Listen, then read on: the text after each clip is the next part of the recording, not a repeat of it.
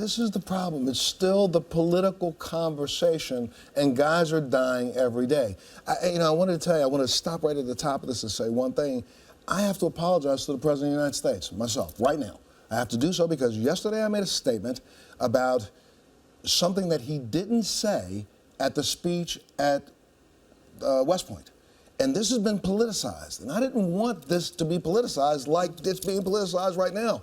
We're not talking about the truth. You said he didn't talk about this VA scandal at West Point. All I wanted him to say, and I didn't write a speech, but I was saying, the point was, I remember sitting at the United States Naval Academy, listening to the keynote speech of my graduation, getting ready to throw my hat in the air, and I would have loved to at this time heard from the President of the United States say, no matter what you see going on with the VA right now, I'm going to guarantee you we have your back. This will never happen moving forward. Because those guys have got to walk out of West Point and get ready to go fight the battle that both sides of Congress and Senate are trying to put us into in Africa, in the Ukraine. They're trying to send more boys off to die, and we won't even settle the problem here.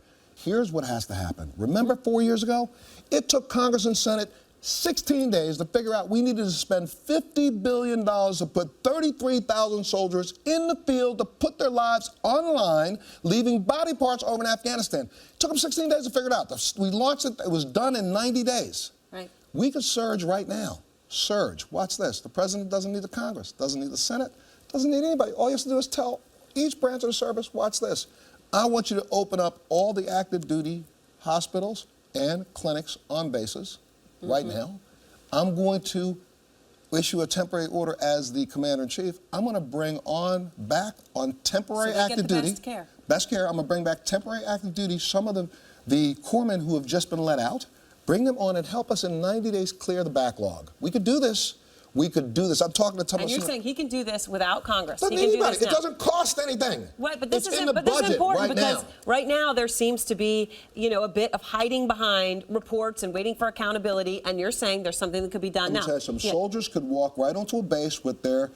Any veteran should be able to. Of course, the president's going to have to issue an order as the commander-in-chief to allow veterans to go on active duty bases to be treated. We're talking about for 90 days, 100 days, just a triage. Let's get a baseline. Aaron, we're talking about a debt that we have to pay for the next 50 years.